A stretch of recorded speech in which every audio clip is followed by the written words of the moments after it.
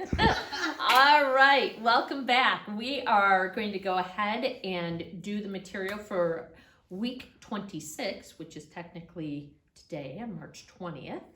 And hopefully week 25 information was understood, because we're going to sort of springboard off of some of that and work in today. Probably the biggest concept I want you to understand is, and I didn't talk about this in the second law of thermodynamics, where hopefully you guys remember what it is. Alex, do you remember the second law of thermodynamics? No, she's rolling her eyes at me. I'm not. Everything, there can be, Do you remember the second law of thermodynamics? nothing can be created or destroyed, just changed forms, all right? So in all of these, that's why we're determining how much energy was either taken in or given off, because they have to be equal all at the end. Next thing we're looking at is entropy. Entropy is really one of my big nemesis, even though it happens in the universe. And that is the idea that everything is running down, all right? And really the first everything is nothing can be created or destroyed is the first law of thermodynamics. When we're talking about entropy, that is the second law of thermodynamics. They both are in there. But everything is getting messier, everything is getting more disassembled, that type of thing. So that is represented, I don't have it here, well, sort of there, by the delta S, all right? Why S? We have no idea, because there is no S in entropy. Just like, why did they use an H for enthalpy? Well, you could sort of think of that one because of heat, but S, I don't know. So it is a positive value to have things get more messy, which is so against my idea, all right? But for some of you, that might work better. So when we're going through and doing these, when we get to the practice problems, if we get a positive delta S, that means there are things getting more disorderly. But first off, let's go ahead and hit our review questions. So we stopped at question number 5. We're going to go ahead and jump to question number 6. Which of the following diagrams indicates an endothermic reaction, and what is the delta H of that reaction? You got to sort of look in your book here, because I wasn't good enough to draw these on here. But you are looking for one where the line at the end is higher than the line that you started with.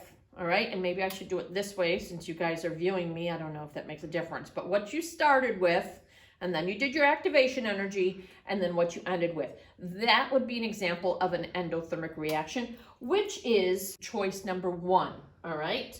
And when you go to figure out what that value would be, they want to know the delta H, you would take, it ended at 70 kilojoules, it started at 15, or yeah, about 15 kilojoules. You would subtract those, and that's where you would go ahead and get the 55, okay? Anyways, diagram 1, and then when you subtract those, the delta H value would be 55 kilojoules, 70 minus 15. All right, so that one is worth 2 points. Look at number 7. It says, draw an energy diagram for the reaction that has a large activation energy, but a 0 value for the delta H. So I did, all right, so in this situation, they want to be where you end and you start, or you start and you end, be the same value. So I'm gonna put it here. So I know I'm gonna start here and end there, but I'm not drawing a straight line because they asked for the activation energy to be high. So instead, see if I can sort of make that disappear. Now, you could have made your hill any size you wanted, as long as you made it large. Don't make it a little mound, make it a hill, all right? Because they asked for a large activation energy. So this is what your number 7 should look like. The important part, high hill, you started and you ended at the same spot. So that is worth 1 point, okay? Number 8 asks, if you have a 50 kilogram block of copper and one is at a temperature of 50 degrees Celsius, while the other is at a temperature of 25 degrees Celsius, which has more entropy? Well, this goes back and looks at the delta S and recognizes there are different things that would happen to increase that delta S or make it more positive. One, changing something like a solid or a liquid into a gas phase because you're spreading those molecules out farther. Another, adding more mix in, so you're adding in more molecules. Once again, more molecules, more mess. Or increasing the temperature, which is what happened in this situation, is one of our options. You raise the temperature, you give more energy to those molecules or atoms, and they move around more, all right? So when you're comparing these two, it is going to be the 50 degrees Celsius because that one has a higher temp. All right, number 9, when you study your brain neurons store information, excuse me. This causes the brain to become more ordered. Hopefully for your brain, as you put more information in, the more orderly it is. But they've actually done studies. Not everybody studies that way. But we're not going to get into that. They want to know, why are we not contradicting the second law of thermodynamics? All right, so if we could sort of switch to my daughter over here. She is studying right now, not playing Candy Crush.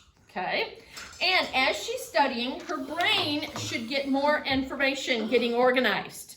And you're like, why is her not doing second law of thermodynamics? Is she obeying it? Well, as she's doing it, she's drinking, she's having, are you sweating over this? Is it that difficult playing Candy Crush that you're breaking out a sweat? Yes, all right. And so there's other factors that come into play that make it be more entropy happening, okay? She's laughing, that's burning off, things. So even though the brain is getting more organized, works on her strategy of playing Candy Crush, there are other environmental things like her sweeping her hair back, her sweating. We're done. All right, so I gave a really long explanation for number 9 here. All right, but it says basically, I'll give you a second, that when you study, your brain's entropy doesn't decrease, but at the same time, your body is burning fuel to give you the energy you need to study. This process heats up the surroundings, causing entropy to increase. The entropy increase of the surrounding offsets what you were doing when you were learning and decreasing the entropy of your brain. And thus, the change in entropy of the universe is still positive, which agrees with the second law of thermodynamics. Thank you, Victoria, for being our test victim there. Okay. All right, number 10, last review question. If a chemical reaction is exothermic, but has a negative delta S, so even though it's giving off heat, it is getting more organized, what could you do to the temperature to make it run? All right, because normally those two disagreeing with each other makes it on unstable ground of whether it would run spontaneously. And what you would need to do is lower that temperature. So then you are decreasing the amount of orderliness, okay? All right, so there we go, lower the temperature, question number 10. All of these basically, I believe, were 1 point, so that gives us 6 points total overall. All right, let's jump into our practice problems, okay? When we sort of stopped in an awkward place over here. Oh, okay, so we're jumping into practice problems. All right, we're gonna go ahead and look at problem number 4. And problem number 4 actually needs information from problem number 2. So hopefully you can go back and see where we got a negative 6,278. I went ahead and rewrote the formula. Remember, this was the one that was a little bit spicy to balance, all right? And in this situation, they tell us that we have 500 grams of benzene. And they wanna know, with that 500 grams, how much heat is going to be produced. Now, if we wanted to put it into the formula, we would end up writing it over here. Any ideas why? It goes back to this, all right? It was a negative value. Negative, remember, is an exothermic reaction, so it is heat exiting the reaction, so it would be a product. Now, it's not necessarily necessary, for this problem, but just in case you were curious, that's where we would put it. We're gonna get more into that when we look at the next 2 chapters for 14 and 15. But, okay, so with this is where that magic of stoichiometry comes in, okay? All right, we gotta first convert this to moles, all right? Because remember, this is how much is made with 1 mole. Okay, so we're going to set this up. And we know 1 mole of benzene weighs, and remember, we're going to, whoops, C comes first. We're going to get this information from that magical table that we've gotten to learn very well, the periodic table. Okay, so when I went through and added in 6 of our carbons and 6 of our hydrogens, I went and found that my value was 78.12. All right, remember when we're doing our molar masses, we should always have 4 sig figs, or in this situation, go out into 2 decimal places. I think I've taught you guys that. You know, my brain is a little rusty, but that's what we should get. So when we go through, grams cancel out. I should have C6, H6 there. And we come up with a value, because I like to use colors, I'm going to use a different color, of, well, hold on one second. We're not going to multiply. I'm going to do it all one step. Now that I know of moles, I can figure out 1 mole of C6H6 produces a certain amount of heat, which is what our value is over here. All right, the 6,278 kilojoules. Because just like in our stoichiometry, remember our song, grams to moles, moles to moles, moles to grams. In this situation, we're going grams to moles, and then moles to, this is sort of like the moles to moles, but it's moles to heat. All right, now we can go ahead and get our final answer here. And I think I put it in sig figs just because it was rather large. Once again, 4 sig figs, 4 sig figs, 4 sig figs, so we can have 4 sig figs in our final answer.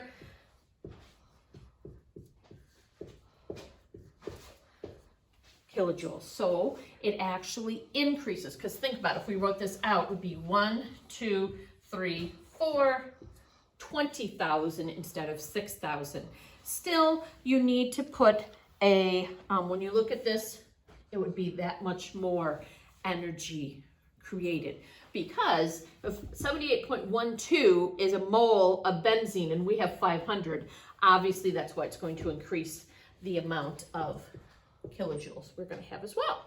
All right, I didn't go through and tell you points that, but this is our first one, and this one is worth, let me look at this, 2 points. All right, 1 for being able to have this amount of stoichiometry done, and then 1 for the green section. Okay. All right, number 6, it wants us to, number 5 wants us to go ahead and do that same type of problem. And you had to go ahead and write the equation, because it says, suppose you synthesized ammonia with the following reaction. Oh, they give it to you with your nitrogen dioxide and hydrogen. You get ammonia and water. And I was going to leave this one out because it gets a little bit trickier, because you have to first find this delta H of formation and then plug it in. I can tell you that the final answer, so for number 5, the final answer would be 1,160 kilojoules.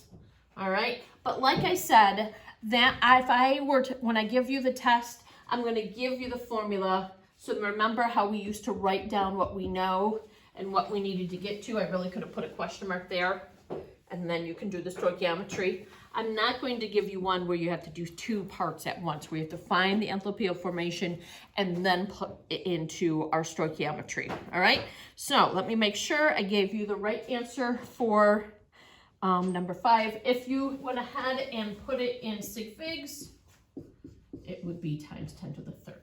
So either one of those. All right. So now we're going to move on to number 6, which wasn't too difficult. They just wanted you to look at and tell if something was getting more orderly or more disorderly. Was it increasing the delta entropy, or if it was decreasing? So I believe I went ahead and put the different formulas up here. All right. So letter A, they have us look at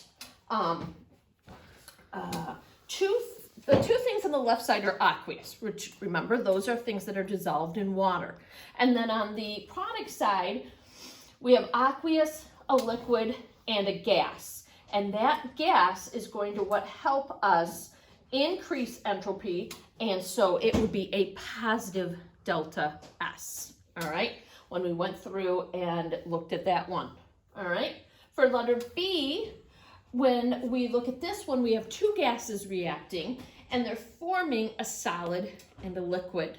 All right. So when we are considering the different phases, solids and liquids are more orderly than gases. So this would be a negative delta S if things are getting more organized, not more disorganized. Probably not a spontaneous reaction there either. All right, for letter C, we have 4 gases on the reactant side, the 3 from the fluorine and the 1 from the sulfur dioxide. And we have 2 gases on the product side. So even though all of them are gases, when we look at this, we are getting more organized when we move to products, because on the reactant side we had 4, on the product side we only have 2, so this also would be a negative delta S. So it's positive, negative, negative for A, B, and C. 3 points for that one, obviously, because there's 3 different questions. All right, number 7, they wanted you to determine what the delta S of entropy is. And so I've gone ahead and written it up here.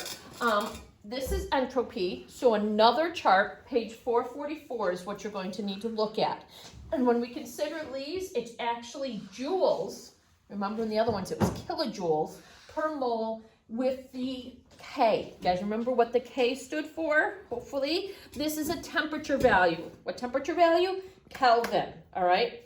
Just like in our gas laws, everything had to be in Kelvin. So is the situation here. The reason why they include the temperature, because remember, the enthalpy could be increased or decreased by how we handle the temperature. Now in this situation, we're not going to worry about the temperature changing, but that's why it's included in our units. All right, same as our Hess's law, products minus reactants. So the only one that is the opposite of that is that bond energy. I went ahead and got the values off of that page 444, and so I have one product, and there's only one of them. There's not a coefficient in front of there, so it's 76.1. These numbers are smaller, if you notice, and they're all positive, all right, because we're assuming entropy is a positive value because things are getting more disorderly. And then we have these two, so our liquid of our water and our solid of our calcium oxide, all right? So take this, subtract from it, these two being combined together, and when you get an answer, let me pull off a piece of chalk here, you should get a 32.0, and I believe it is a negative. Hold on, let me check my answer, make sure I'm reading number 7. Yes, joules per mole Kelvin. All right, so when we look at this, if this is a negative, that means our orderliness, how about if we put it that way, is increasing, which of course makes me happy, okay? So even though it's a negative value, things are getting more organized, thus it is a happy thing for Mrs. Farmer. Alrighty, that was number 7.